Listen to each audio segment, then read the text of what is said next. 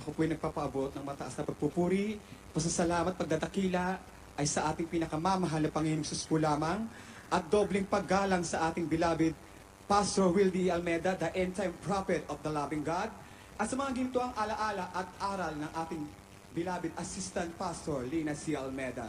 Magandang hapon na po sa inyo mga beloved brethren, at sa mga ating mga live webcast, magandang hapon na po sa inyo, sa ating mga beloved children, magandang hapon na rin po sa inyo mga minamahal. Dati po akong bakla mga minamahal, third seat kung tawagin sa sanlibutan mga minamahal. At dati din po ako nang bubugaw ng mga babae mga minamahal. Ako po ang sumisira sa kanilang buhay mga minamahal. At nakikiapit po ako sa kapwa ko lalaki mga minamahal. At ako po isang drug addict mga minamahal. One time mga minamahal nang ako po ilulong sa pagdodroga mga minamahal. Nag-post po ako sa social media mga minamahal. Ang sabi ko po mga minamahal, gusto ko pong magbagong buhay mga minamahal. May ginamit po ang pinakamamahal na Panginoong Hesus na isang kapatiran mga minamahal. Ang sabi daw po niya, dito daw po sa ministeryong ito ng Jesus Miracle Crusade International Ministry, ang Diyos daw po ay nagbabago ng buhay mga minamahal. Mga minamahal, pinaunlakan ko po yun mga minamahal. Ang sabi daw po nila, sumama daw po ako sa dako ng Amoranto mga minamahal. At ako daw po'y magmasid daw muna mga minamahal. Pinaunlakan ko po yun mga minamahal. Ako po'y nakapambabaing damit mga minamahal. Mahaba po ang aking buhok mga minamahal. Naka-lipstick po ako kung tawagan mga minamahal sa sanlibutan. Ako po'y nagpabautismo sa tubig sa pangalan ng pinakamamahal na Panginoong Hesus. Ngunit may layunin po ang pinakamamahal na Panginoong Hesus sa bawat isa, sa atin at sa akin mga minamahal. Kinalulungkot ko mga minamahal dahil wala pa po sa isipan ko ang maglingkod sa ating pinakamamahal na Panginoong Hesus. Ako po'y nag-backslide mga minamahal. Patuloy pa rin po ako sa paggawa ng kasamaan mga minamahal. One time mga minamahal, nung ako po'y lulong na lulong sa droga mga minamahal, nanghina po ang aking katawan. Paulit-ulit po akong pupunta sa mga doktor mga minamahal, sa mga albularyo mga minamahal. Ang sabi ng doktor sa akin mga minamahal, marami pong findings ng doktor sa akin mga minamahal. Ang una po sabi ng doktor sa akin, may sakit daw po ako sa puso. Binaliwala ko yun mga minamahal. Pangalawa, pinakahuli mga minamahal, ang sabi daw po nila, yan daw po ay withdrawal dahil po sa droga mga minamahal. Maraming doktor akong pinuntahan, ngunit walang kagalingan mga minamahal. Naubos lang ang aking salapi mga minamahal. Ang sabi ng aking ina, padoktor ka ng padoktor, wala ka namang karamdaman. Mga minamahal, pinakahuli po ang findings ng doktor mga minamahal. STD daw po ang aking sakit. Sexual transmission disease mga minamahal. Ako po'y nangamba sa aking puso mga minamahal. Baka ito po'y pamunta ng HIV mga minamahal.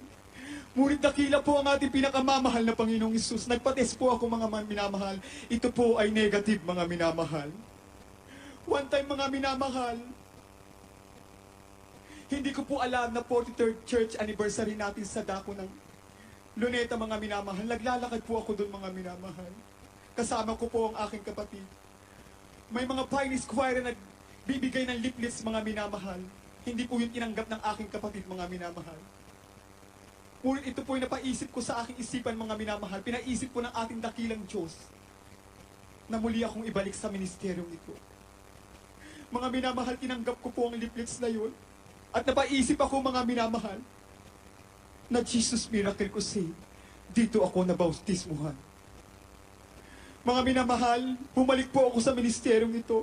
Nakikita niyo po sa inyong harapan, maiksi na po ang buhok. Nakasuot na pong kabanalan. Dahil po yan sa kapangyarihan ng ating pinakamamahal na Panginoong Hesus. Dahil kung sa sarili ko lamang mga minamahal ay hindi ko kayang magbagong buhay mga minamahal.